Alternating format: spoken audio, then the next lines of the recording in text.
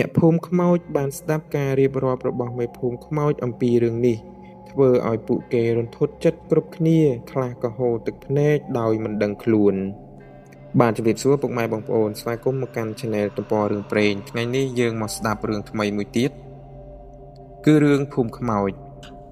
អ្នកភូមិខ្មោចបានស្ដាប់ការរៀបរាប់របស់មេភូមិខ្មោចអំពីរឿងនេះធ្វើឲ្យពួកគេរន្ធត់ចិត្តគ្រប់គ្នាខ្លះក៏ហូរទឹកភ្នែកដោយមិនដឹងខ្លួន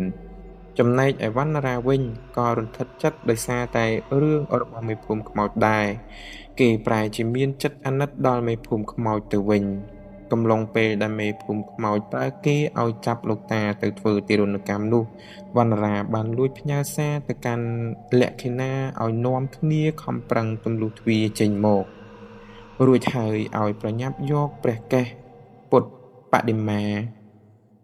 មកផ្គុំលើព្រះកាយទ្រង់វិញនោះពួកខ្មោចទាំងអស់នឹងចោះចាញ់បារមីព្រះអង្គជាមិនខានពួកគេទាំង3ក៏ខំប្រឹងប្រែងទម្លុះទ្វារបល្ល័ង្ករហូតទាល់តែបើករួចហើយក៏ប្រញាប់យកព្រះកេសពុទ្ធបដិមាចេញមកដើម្បីយកទៅផ្គុំមេភូមិខ្មោចក្រោយពីរៀបរាប់រឿងរ៉ាវរបស់ខ្លួនហើយក៏បាននិយាយបញ្ចុះបញ្ចូលវណ្ណរាឲ្យព្រមស្លាប់ធ្វើជាអ្នកភូមិរបស់ខ្លួនថាព្រមប្រគល់ជីវិតតាមសម្រួលទៅកុំព្យាយាមគេចវេទនាបូជាជីវិតឲ្យពួកយើងទៅក្រោយពីស្លាប់ឯងនឹងបានក្លាយជាសមាជិកនៅក្នុងភូមិជាមួយនឹងពួកយើងជាមិនខានវាប្រសើរជាងពិភពខាងក្រៅរបស់ពួកឯងទៅទៀត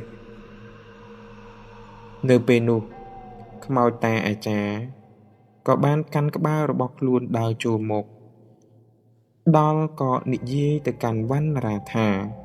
ឯងបានធ្វើឲ្យយើងដាច់ក្បាលយើងនឹងសងសឹកឯងរួចហើយខ្មោចតាអាចារ្យទុកក្បាលមួយកន្លែងឯខ្លួនក៏សម្រុកទៅរកវណ្ណរារីឯក្បាលស្រែកឲ្យពួកខ្មោចអ្នកភូមិចូលមកជួយសម្លាប់ថាឆាប់នាំគ្នាសម្លាប់វាទៅខ្មោចអ្នកភូមិនៅអេះអុញមិនហ៊ានទៅតាមបញ្ជាខ្មោចតាអាចារ្យទេពីព្រោះខ្មោចមេភូមិមិនទាន់អនុញ្ញាតខ្មោចកូនតាអាចារ្យដែលនៅក្នុងចំណោមនោះខឹងនឹងវណ្ណរាណាស់ដែលបានធ្វើឲ្យឪពុករបស់ខ្លួនដាច់ក្បាល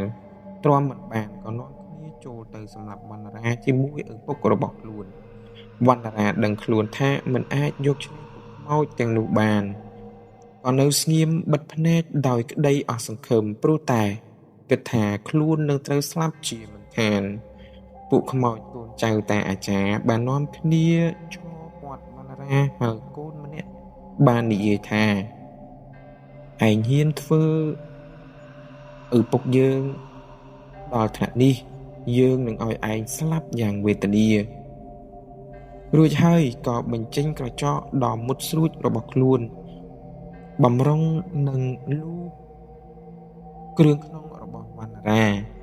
មិនទាន់លូកទៅដល់ផងក៏ស្រាប់តែមានពន្លឺឆោពាន់រាំងសីភ្លឺចិញ្ចាចចេញក្នុងព្រះវិហារធ្វើឲ្យខ្មោចទាំងអស់នាំគ្នាយកដៃខ្ទប់ភ្នែកនិងស្រែកវ៉ះឡើងដោយការភ័យខ្លាចគ្រប់គ្នាព្រោះតែចាញ់បារមីឆោពាន់រាំងសីព្រះពុទ្ធអង្គនៅពេលនោះក៏ស្រាប់តែមានឥទ្ធិពលអ្វីម្យ៉ាងទាញស្រូបប្រលឹងវិញ្ញាណខ្មោចទាំងអស់នៅក្នុងភូមិនេះឃុំឃាំងក្រោមបល្ល័ង្កព្រះគ្មានសល់មួយអ្នកឡើយវណ្ណរាបើកភ្នែកឡើងឃើញមិត្តទាំង3នាក់នៅចំពោះមុខកំពុងតែញញឹមដាក់ខ្លួនរួចហើយពួកគេក៏ស្ទុះទៅក្រសោបអោបគ្នាដោយក្តីរំភើបព្រោះបានរួចផុតពីសេចក្តីស្រាប់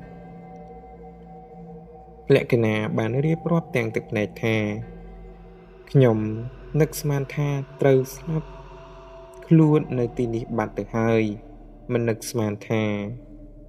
អាចមានជីវិតបែបនេះនោះសោះឡើយចិន្តានិយាយបើគុំតែវណ្ណរាបង្គាប់ឲ្យយកព្រះកេសព្រះទៅផ្គុំពួកយើងគ្មានផ្លូវអាចគេចផុតពីពួកខ្មោចទាំងនោះឡើយ ពួកអ្នកទាំង4ក៏នាំគ្នាទៅក្រាបថ្វាយបង្គំព្រះពុទ្ធបដិមាដោយក្តីជ្រះថ្លា វណ្ណារាក៏បាននិយាយនៅចំពោះមុខព្រះថា ខ្ញុំជឿហើយលើបុណ្យបាប បើមិនមានបុណ្យជួយទេ ពួកខ្ញុំព្រះករុណាប្រកាសជាស្លាប់ជាមិនខាន លោកតាក៏បាននិមន្តមកដល់ហើយមានសង្ឃដីកាទៅកាន់អ្នកទាំង4ថា អាត្មាត្រេកអរណាស់នៅពេលឃើញពួកចៅមានសុវត្ថិភាពបែបនេះ ពួកគេទាំង4ក៏រលែកឃើញលោកតាក៏នាំគ្នាភ្ញាក់ផ្អើលហើយបានលាន់មាត់ថា លោកតាមិនទាន់ទៅណាទេ លោកតាក៏មានសង្ឃដីកាឆ្លើយថា អាត្មាលែងជាខ្មោចហើយ ដោយបុណ្យបារមីរបស់អាត្មាខំជៀសអំពីការសាងអំពើបាប បានប្រែឲ្យអាត្មាคล้ายទៅជាទេវតា មានសង្ឃដីកាចប់ក៏ប្រែខ្លួនទៅជាទេវតាឲ្យអ្នកទាំង4មើល រួចហើយក៏បានពន្យល់ណែនាំពួកគេ